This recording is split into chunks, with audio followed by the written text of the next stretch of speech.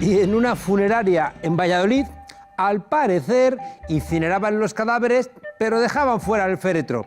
Que féretro que huye vale para otra guerra. La verdad es que es una buena idea. Bastaría para terminar de marcharnos una hermosa sábana blanca de lino. ¿Por qué quemar más maderas, lacas, remaches y 3.000 euros? ¿Tan mala conciencia tenemos con los que se van? Los de las funerarias, que saben del dolor de la pérdida, tienen fácil hacérselos vivos, como estos de Valladolid. Basta mirar el precio de las coronas o de los ataúdes. Los de Valladolid, bueno, los 3.000 euros o lo que fuera, lo cobraban, ¿eh? Seguro que además luego decían que eran una funeraria ecológica porque emitían menos CO2 a la atmósfera. Pedro Sánchez también tiene su funeraria, que se llama PSOE, y ahora que es presidente del gobierno, confunde su empresa de pompas fúnebres ideológica con el gobierno de España y se pone del lado de Trump, Bolton, Abrams para incendiar Venezuela. Ya que no se incendian féretros, pues bueno, incendiar un país. Estos personajes siniestros ya prendieron fuego a El Salvador, a Nicaragua, a Irak, Afganistán o Libia. Y encima les cobraron el féretro robándoles el petróleo, el café, las bananas o lo que tuvieran. Aunque siempre hacen un bonito discurso fúnebre sobre la democracia, porque esta gente, siempre que habla de la democracia, la entierran. Sánchez, para marcarse un triple, al tiempo que alienta la guerra en Venezuela, busca un entrenador de baloncesto para gobernar Madrid. A diferencia de los féretros, Madrid está que arde. Pedro Sánchez ha reconocido en Venezuela a un tipo que se ha autoproclamado presidente en la calle, poniendo así en entredicho todo nuestro Estado de Derecho. ¿Con qué cara encarcelamos a los políticos catalanes que proclaman aquí la República si nosotros reconocemos a quien se proclama ni más ni menos que presidente en la calle? El Papa, López Obrador, Tabaré Vázquez, Rodríguez Zapatero, Corbyn, Sanders, Iglesias apuestan por el diálogo y por elecciones. Elecciones porque hay que terminar con las dos legitimidades enfrentadas en Venezuela. Pero cuidado, esas elecciones tienen que ser pactadas con el gobierno legítimo de Venezuela, que a día de hoy es el de Maduro, a no ser que lo único que quieras es robarles el petróleo, como en Irak. Pedro Sánchez, haciendo cuentas desde la cobardía, se está plegando a los gritos de guerra de Casado, el del máster, que seguro aquel día se saltó las clases de ética y de democracia, igual que lleva haciendo el alma de su partido desde 1936. La cobardía política fue la que no apoyó en Francia y en Inglaterra la República en nuestro país. Luego Sánchez va a México a hacer discursos recordando el exilio republicano. Nosotros, el Reino de España, que tenemos un rey que no ha nombrado a nadie, damos ultimátums a otros países. Bueno, al padre del rey lo nombró Franco. A Sánchez le reafirman en su ultimátum gente como Borrell o Felipe González, que tienen intereses en empresas multinacionales que se enriquecerán si los norteamericanos roban el petróleo de Venezuela. ¡Ay! Luego vamos dando lecciones por América Latina. Quien ha dado una lección a Sánchez ha sido López Obrador en México, recordándole que los mexicanos no intervienen en otros países porque no quieren que les intervengan a ellos. Esa lección tampoco sale en la tesis de Sánchez. Tenemos unos políticos que son unos iletrados en cuestiones de democracia. Pero ¿para qué van a estudiar si les regalan todos los grados? ¡Ay, esa universidad! Bienvenidas a la frontera, desobedientes.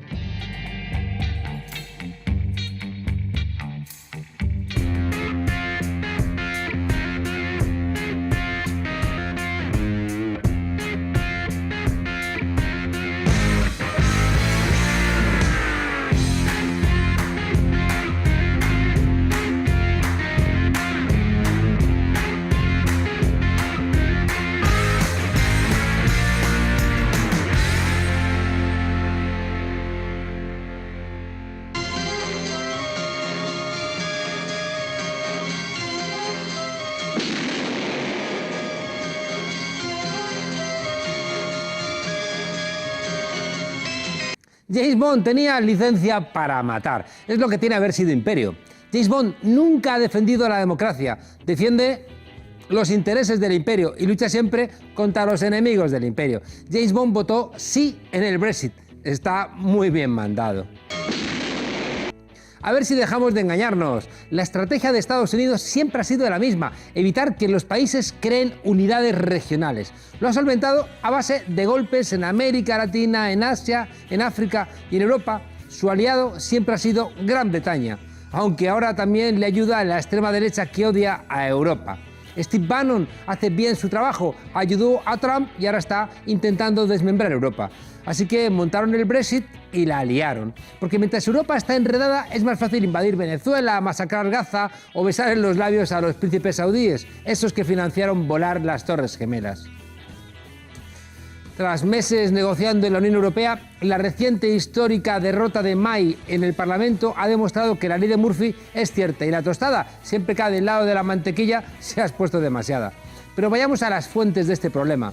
La historia de este moderno nudo gordiano comienza con la abrumadora victoria del conservador Cameron en 2015 y esas cosas que se dicen en campaña para arañar votos y que luego te persiguen como el cobrador del FRAC o las hipotecas del Banco Santander.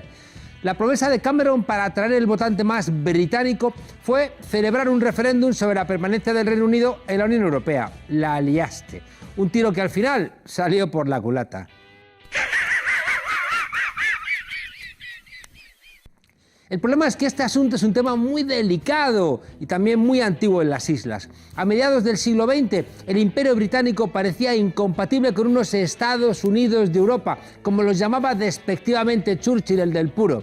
Con lo que no contaba el viejo bulldog inglés, admirado por cierto por Casado, es que luego llegaría la crisis del Canal de Suez en 1956 y los sueños de superpotencia militar se estrellaron contra la realidad. Ya mandaban los gringos, así que no les quedó otra que tragarse su orgullo británico a las 5 con un té con una nube de leche y solicitar la adhesión a la Comunidad Económica Europea. Se la rechazaron 2 veces, pero a la tercera fue la vencida y en 1973 consiguieron entrar. Para comprender el origen de este embrollo del Brexit hay que seguir el rastro del dinerillo. Mientras una parte del establishment británico vive del comercio con Europa y la poderosa industria financiera que es la City, la otra hace sus negocios en Estados Unidos. Detrás de esa ínfula patriótica siempre suele estar la cuenta corriente. Esto es de libro. La diferencia entre estos dos bloques históricamente enfrentados se agrandaron aún más con la crisis de 2008. Para evitar el colapso de los bancos tuvieron que esquilmar el presupuesto de las escuelas, de los hospitales y de las conquistas sociales que caracterizaban a esa Inglaterra que había puesto en marcha los estados sociales después de la Segunda Guerra Mundial. Unos recortes que en Gran Bretaña tuvieron efectos nefastos para buena parte del país, que entendió que las políticas que se dictaban en Europa solo suponían más sufrimiento y más dolor entre el pueblo. Uno de los mayores beneficiados de esa ola de indignación fue el UKIP, el UKIP, un partido racista y de extrema derecha que pasó de la marginalidad a ganar las elecciones europeas, ayudado, claro, por Bannon, ese amigo de Abascal y de Casado. It came. The hideous body of the EU.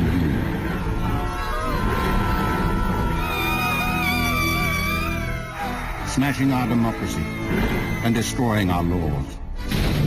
A Cameron no le quedó otra que convocar un referéndum y volvió a quedar demostrado que el exceso de confianza es el peor enemigo de los políticos. Por el camino se publicaron los papeles de Panamá y vaya, resulta que nos enteramos de que el 10 de Downing Street estaba habitado por un choricillo fiscal.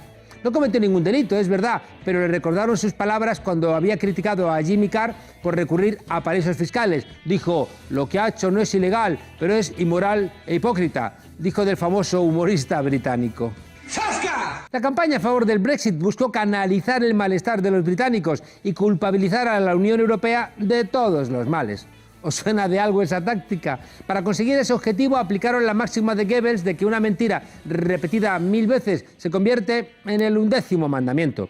Había que recuperar el control del Reino Unido que los malvados e inútiles europeos les habían arrebatado. Además, salir de la Unión Europea sería cosa nada, de 15 días. Y a partir de ese momento, pues todos volverían a ser felices, comerían perdices, cazarían zorros, tomarían el té a las 5 y nadarían en libras esterlinas. Ya. El 23 de junio de 2016 tuvo lugar el referéndum y los resultados demostraron que los partidarios del Brexit supieron convertir la indignación en un instrumento de ruptura popular con la élite de Londres. ¡Ay, los abstencionistas que luego se la pasan llorando! El secreto de ese éxito fue organizar una gran coalición de desagraviados. una clase trabajadora en busca de una oportunidad para reventar el sistema tras años de descensos salariales, de paro y de precariedad. Es decir, gente enfadada que buscaba dónde expresar su enfado. Por ejemplo, en el distrito de Fallinge, en el más pobre espacio del Reino Unido, donde hay una tasa de paro del 72% y una esperanza de vida de solo 69 años, ¿quién ganó? Pues ganó el Brexit de calle. Es lo que tienen las crisis del capitalismo, que al final las pueden capitalizar los mismos capitalistas que te han llevado al agujero. I will do everything I can as Prime Minister to steady the ship over the coming weeks and months. But I do not think it would be right for me to try to be the captain that steers our country to its next destination. Cameron, que gozaba de mayoría absoluta, pues tuvo que dimitir y la secretaria de Interior fue la persona elegida para reemplazarlo. Era la segunda mujer que ocupaba el 10 de Downing Street, caprichos del destino. La misma que había defendido seguir en la Unión Europea tendría ahora que gestionar el Brexit. A diferencia de Pedro Sánchez, que dijo que solo gobernaría unos meses, May despejó cualquier atisbo de elecciones anticipadas en cuanto fue nombrada primera ministra. Pero 7 meses más tarde cambió de opinión y convocó elecciones el 8 de junio de 2017. El objetivo era sencillo: aprovechar el viento de cola que dibujaba en las encuestas para aumentar la diferencia con el Partido Laborista de Corbyn, que venía fuerte, y así podría afrontar con tranquilidad la negociación del Brexit. Sin embargo, las urnas volvieron a dejar mal a esas encuestas convertidas en armas de desinformación masiva. Y resulta que Corbyn fue el gran vencedor de las elecciones. Y a modo de bonus track, los conservadores resulta que no tenían suficientes diputados como para gobernar solos. Ese fue el principio del fin para Theresa May. A partir de ese momento, el poder de los Tories caía como un castillo de naipes y el secretario de Estado para el Brexit, David Davis, acabó reconociendo que el gobierno pues no había evaluado del todo las consecuencias de la salida del Reino Unido de la Unión Europea. Que vamos, que la ha liado parda, ¿sabes? Ya te digo que la liaron parda. La historia reciente del Brexit, pues ya la conocemos. Negociación a trompicones con la Unión Europea, acuerdo in extremis, fracaso de May en el Parlamento británico para ratificar el acuerdo con Bruselas, amenazas de los diferentes países de no me toques ni una coma, España sacándolo de Gibraltar. A partir de ese momento, el laberinto entró en otra dimensión. La nueva dama de hierro se aferró al sillón con un único objetivo: impedir que Corbyn tenga ninguna opción de gobierno. Los escenarios que se abren ahora son múltiples y variados: salida con acuerdo, salida sin acuerdo, renegociación, prórroga, segundo referéndum, permanencia de la Unión Europea. Un carajal por culpa de aquellos que prometieron cosas en las que no creían y por culpa de aquellos que hicieron una campaña mentirosa. Cada país quiere hablar de su libro y de España ya recordéis. Si España quiere hablar de Gibraltar, ¿cómo va a dejar que se abran otra vez los melones de este acuerdo? Ya que estamos, a Gibraltar, español o para nadie.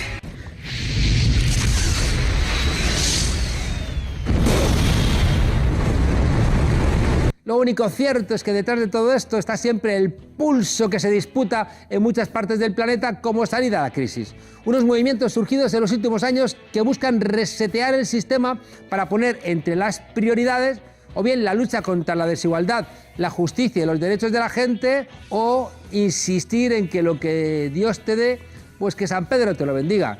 El capitalismo en crisis siempre va a necesitar algún insider que parezca un outsider. En el país de James Bond apostaban más alto y se han pasado de frenada. Por eso, en ese tablero de intereses, lo que nos estamos jugando con el Brexit es algo que trasciende la economía. Lo que nos jugamos también es este medio siglo de paz. Lo que nos jugamos también es que dependiendo de cómo se solvente este desafío del Brexit, podemos salir con más o con menos democracia en Europa. Ya sabéis que James Bond tenía licencia para matar.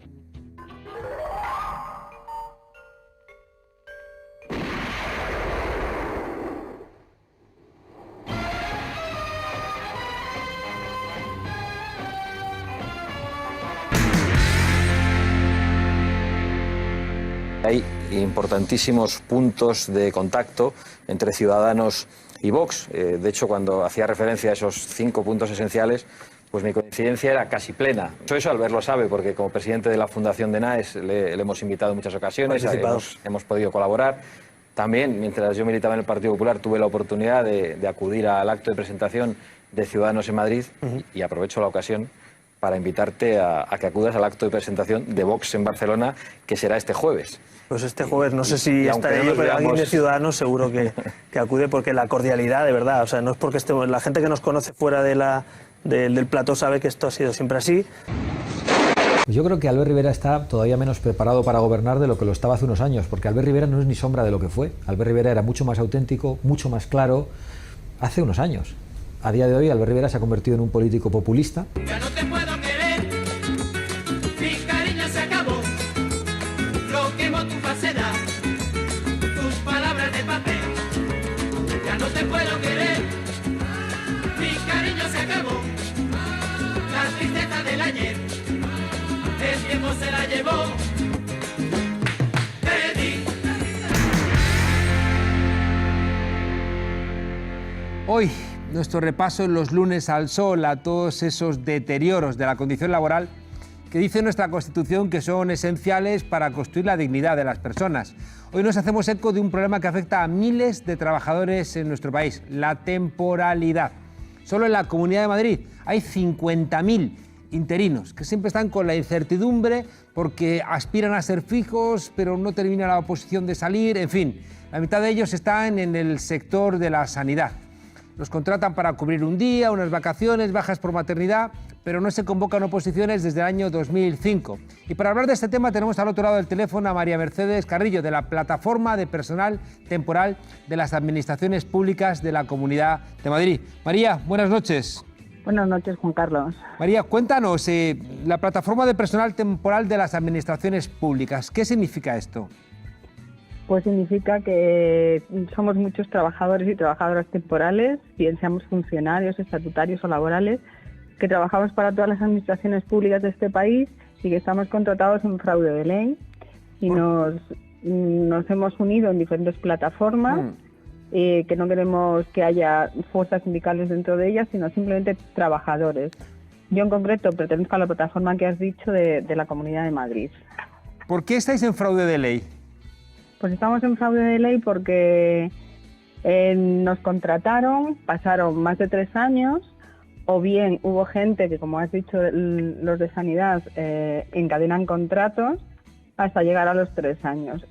La ley dice que a partir de los 3 años tenemos que pasar a otra condición. La administración no hace eso con nosotros y entonces seguimos contratados.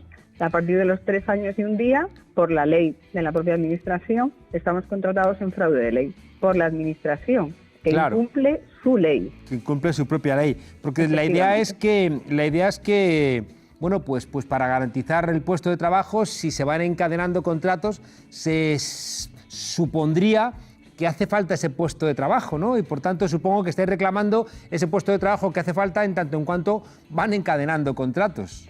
Efectivamente.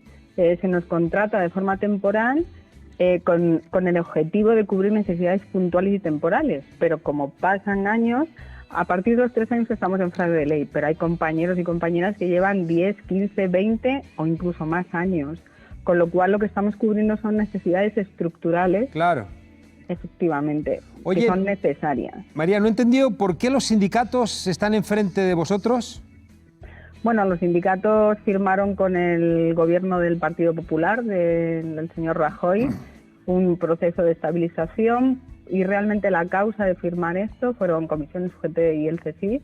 La causa de firmar esto es que la Unión Europea está detrás. Desde el año 99 lleva diciéndole a España que no puede tener a los temporales cubriendo necesidades estructurales. Y ahora, como España no ha hecho caso desde el 99, pues ahora le ha dicho, bueno, pues si no bajas la temporalidad en 3 años, desde el 2018 al 2020 al 8%, que estamos en el 34% general. Madre mía. Pues te pondremos una multa de 100 millones de euros. Y entonces, claro, han corrido tanto PP como sindicatos a firmar un falso un acuerdo con una falsa oferta de empleo, porque realmente los puestos de trabajo que ofertan no corresponden a estos años, en una minoría, vamos, porque hay plazas que son hasta del año 2000, son convocatorias que se han hecho, que se han publicado en el BOE, que se han convocado, pero que nunca se han realizado. Entonces se han ido acumulando temporales para cubrir los servicios públicos. O sea, lo que me planteas, si te he entendido, María Mercedes, es que los sindicatos de alguna manera llegan a un acuerdo con la administración para hacer un contrato que no satisface a todos estos temporales para intentar salvar la multa de la Unión Europea. Efectivamente. El acuerdo al que llegan es simplemente para salvar la multa. En ningún momento han considerado y han tenido en cuenta el problema que la administración ha generado. Y lo han obviado y lo han negado. No puedes negar un problema que tú mismo has generado. Pero y entonces al negarlo, pues dicen que la solución es otra. Claro, no existe ese problema, falso, existe, el problema existe, pero hacen como si no existiera. ¿Qué sindicatos han firmado eso? Comisiones UGT y el CSIC con F. Hay cosas que a veces se No los escapan entiende uno, a mi ¿verdad? entendimiento. Oye, y la media de edad de los trabajadores es de 50 años y en su mayoría mujeres, ¿no? Efectivamente, la media de edad es de 50 años y la mayoría somos mujeres. Y el horizonte que se nos brinda tras este acuerdo es la lista del paro y los últimos años de vida laboral, pues no cotizar, porque tal y como es España, que España no genera trabajo desde siempre, no genera trabajo. Aparte que sería perder toda la experiencia que tenéis, ¿no? Por supuesto, los servicios públicos perderían toda la experiencia que estos trabajadores han acumulado. Y es muchísima experiencia de médicos, de profesorado, de educadores de menores, de administrativos, de enfermeras, de celadores, de técnicos especialistas que trabajan con alumnos con necesidades educativas especiales. Una experiencia que parece increíble que cualquier empresa compraría la experiencia. Claro. Sin embargo, la administración la vende. Supongo que lo que busca la administración es algún ahorro, ¿no? La administración lo que quiere efectivamente es tener trabajadores más baratos. ¿Me habéis calculado cuánto sería vuestra estabilización? Realmente el quedarnos nosotros, los temporales, los que estamos ocupando esa plaza, no les costaría, porque nosotros estamos presupuestados. Nosotros ya estamos presupuestados porque llevamos trabajando años y años. Pero entonces ¿el ahorro dónde está? El ahorro está en que, claro, tú llevas trabajando años y generas beneficios económicos porque cumples trienios, entonces somos trabajadores un poco más caros. Oye, os concentráis el jueves día 7, ¿no?, ante la Asamblea de Madrid. Efectivamente, el jueves día 7 nos concentramos para decir que esto es un mero encubierto o en diferido, como le gusta tanto al Partido Popular hacer las cosas. Nos concentramos a las 11:30 de la mañana frente a la Asamblea de Madrid porque se va a debatir una ley que el Grupo Parlamentario Podemos ha puesto encima de la mesa para un concurso extraordinario de méritos para el Servicio Madrileño de Salud. Y nos manifestamos para pedir el voto positivo del resto de grupos parlamentarios. Bueno, María Mercedes, ojalá que el jueves salga adelante ese proyecto de ley, ¿no? Porque... Ojalá que sí, y os invitamos a que cubráis la noticia porque sería realmente una noticia muy importante, porque sería luchar contra la precariedad laboral de la propia administración, por el incumplimiento de sus propias leyes.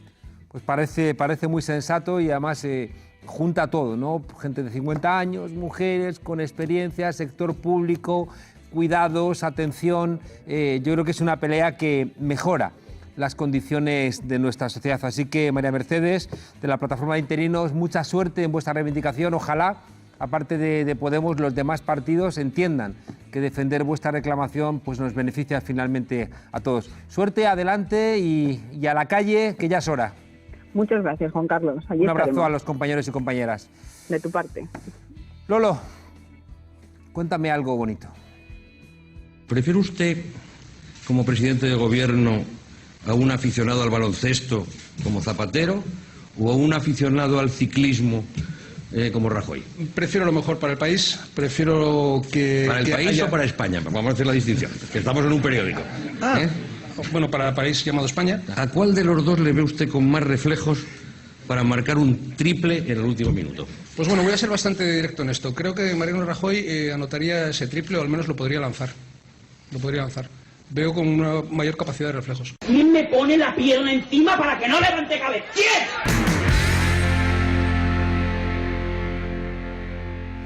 Qué país, qué país. A veces las cosas están como al revés.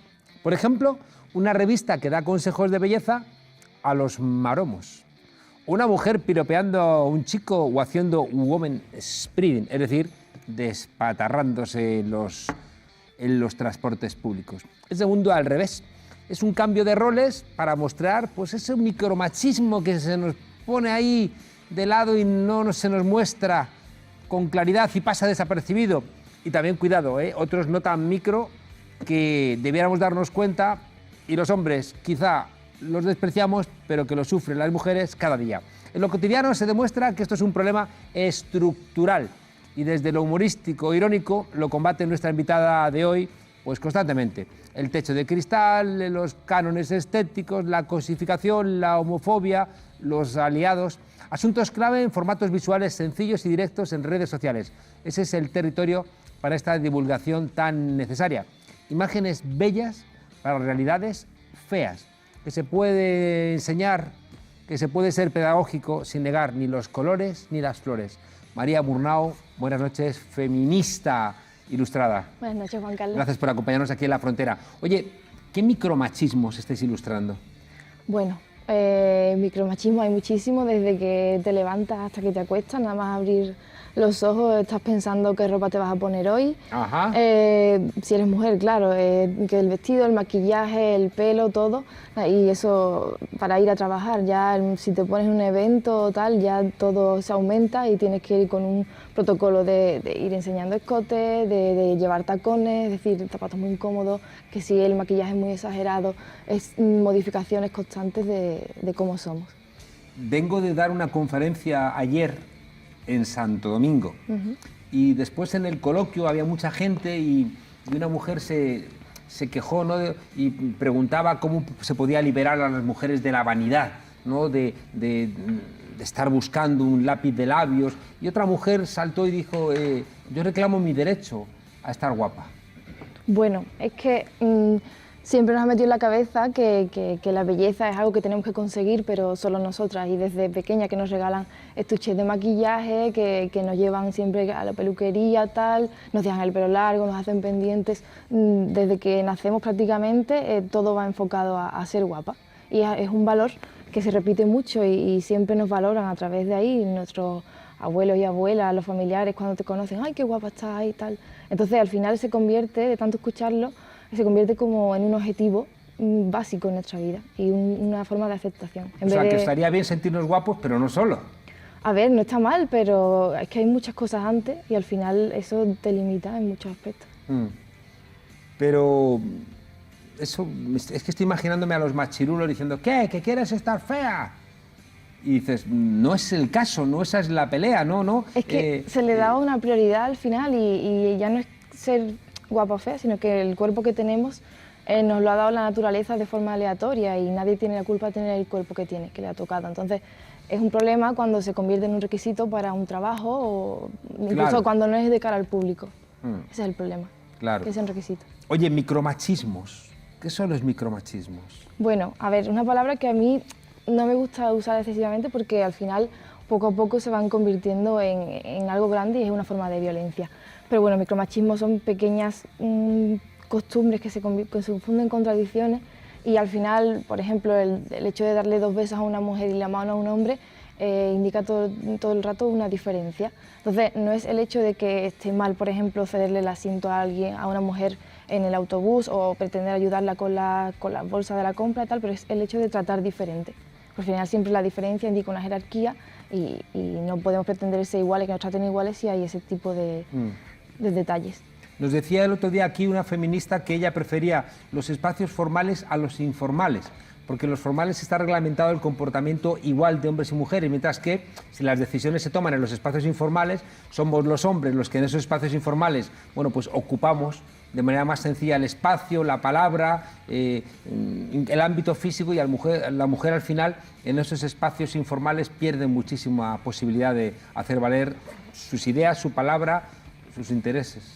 Bueno, es que ese es un problema porque realmente cuando no hay ninguna división, no división, sino algo que asegure que vamos a estar en igualdad de condiciones, al final la tendencia es por parte de los hombres monopolizar el discurso y el espacio, y nosotras que no nos han educado en el empoderamiento, al final nos venimos abajo y aunque tengamos buenas ideas y queramos compartirlas, se nos hace un poco difícil.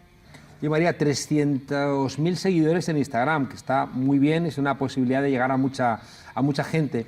Se está repitiendo mucho y yo tengo ahí una lucha porque es verdad que leo estadísticas que lo indican, veo algunos comportamientos que son ciertos, pero veo también la conciencia de las mujeres jóvenes y me resulta difícil asumir que está habiendo un retroceso en los adolescentes respecto de los derechos de las mujeres.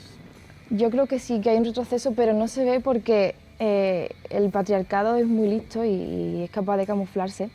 Y a la vez que las chicas tienen más conciencia y ven las cosas, no las ven en ellas mismas. Entonces, hay muchas chicas que dicen, ay, pero no tengas complejo con tu cuerpo, tal y cual, o no deja a tu novio, pero ellas son las primeras que a lo mejor se maquillan muchísimo y van modificándose y tienen una relación tóxica. O sea, realmente hemos aprendido a detectarlo, pero es muy difícil detectarlo en nosotras mismas.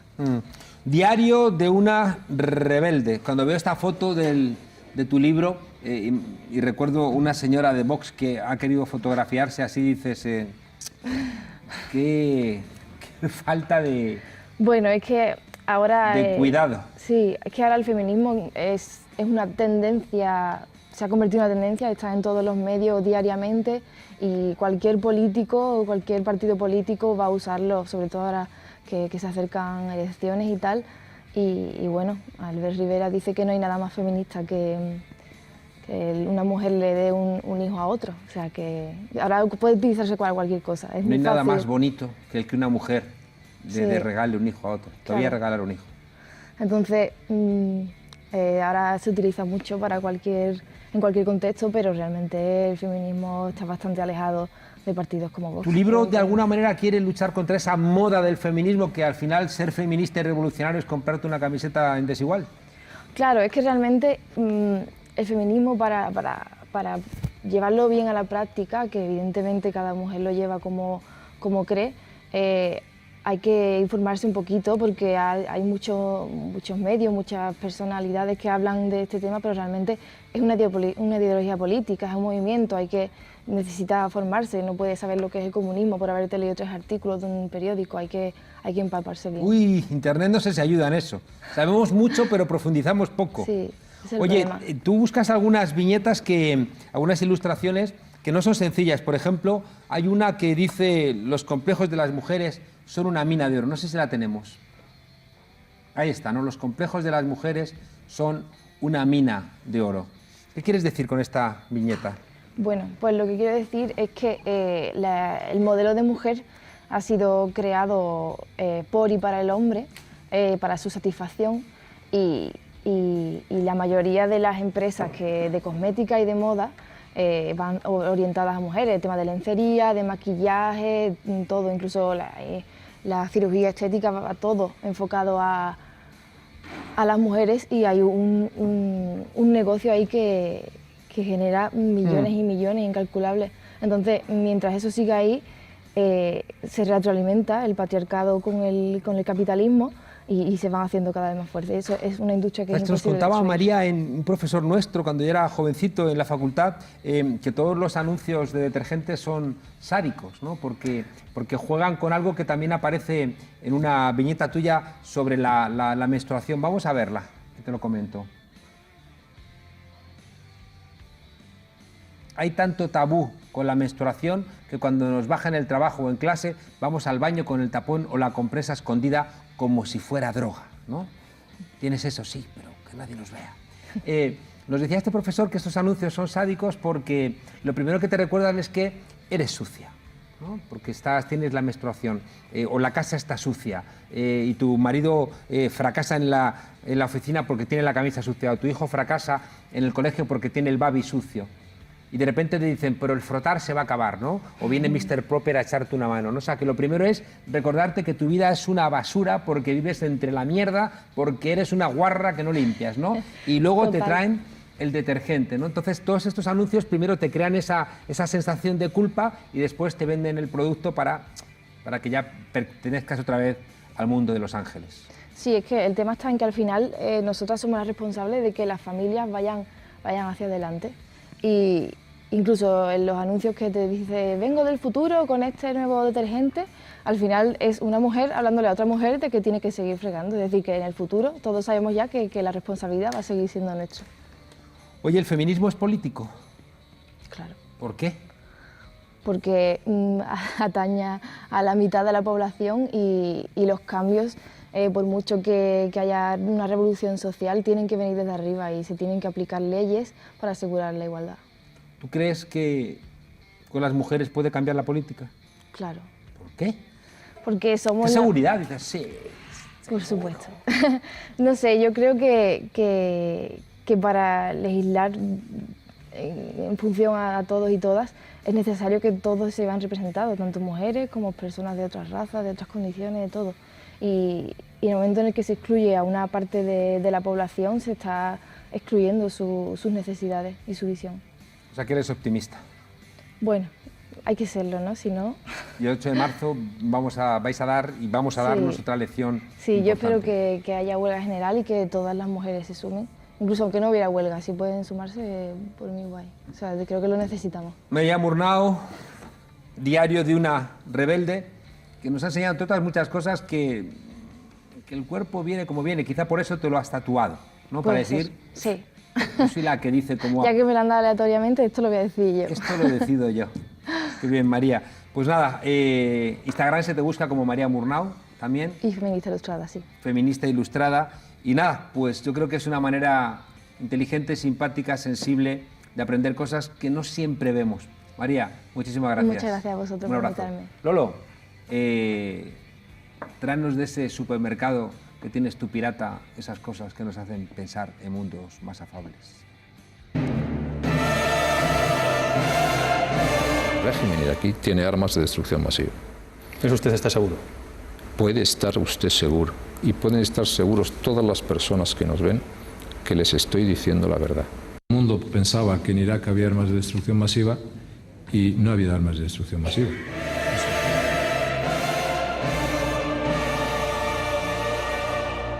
Llegado este día y sin que se haya dado paso alguno en esta dirección por parte del régimen de Maduro, el Gobierno de España anuncia que reconoce oficialmente al presidente de la Asamblea de Venezuela, al señor Guaidó Márquez, como presidente encargado de Venezuela. ¡Váyanse al carajo, yanquis de mierda! ¡Que aquí hay un pueblo digno! Madre mía, como empiecen los políticos a autoproclamarse cualquier cosa, nos vamos a encontrar a alcaldes en España autoproclamados, concejales autoproclamados, repúblicas autoproclamadas. Seguramente mis estudiantes van a autoproclamarse aprobados sin hacer el examen. Y al final, como decíamos, el Estado de Derecho al carajo. Y desgraciadamente por presiones de la administración Bush. Os pido que recordéis, porque ya no recordáis, la caravana de inmigrantes. Y el otro día os lo comentábamos, la caravana de inmigrantes, supimos de ella porque Donald Trump necesitaba a esos inmigrantes en la frontera para hacer su discurso en las elecciones que había en Estados Unidos anti-inmigración, para decir que iba a hacer el muro más grande, para fotografiarse con los guardias de frontera con las escopetas, para decir que no iba a permitir ni un solo ilegal de esos delincuentes que pasase la frontera. Toda esa construcción mediática que nos hizo a los sensibles pues tener una idea dolida de esa gente que estaba en éxodo, pero que en el fondo lo que estaba haciendo era trabajar indirectamente para los intereses electorales de Donald Trump, desaparece cuando tienen la posibilidad de construir, pues eso, un foco diferente que ahora es Venezuela. No les interesan los derechos humanos, porque no les interesa lo que está pasando en Gaza. Tenemos que ver el documental que ha ganado el Goya al mejor corto, porque se demuestra cómo se están conculcando los derechos humanos en Gaza. Los derechos humanos de los palestinos les importa un carajo a los Estados Unidos, les importa un carajo a Donald Trump, a Pedro Sánchez, porque si realmente estuvieran hablando de los derechos humanos no permitirían esa masacre, igual que en Irak, igual que en Afganistán, igual que en Libia, igual que en Yemen. En cambio, ¿quién va a protestar ante Arabia Saudí? Nos recordamos hace un par de meses con el asesinato del periodista Khashoggi, que se decía que iban a cortar relaciones diplomáticas con Arabia Saudí, que se decía que no le iban a invitar al Foro Económico Mundial de Davos, que se decía que iban a cortar cualquier tipo de relación. 22 encuentros tuvo el príncipe de Arabia Saudí con todos los países. ¿Por qué? Porque al final el dinero manda. Son unos mentirosos. Les interesa el petróleo de Venezuela, no les interesan los derechos humanos. En fin, quiero regresar otra vez. Me encanta el libro de María Murnau, Diario de una rebelde.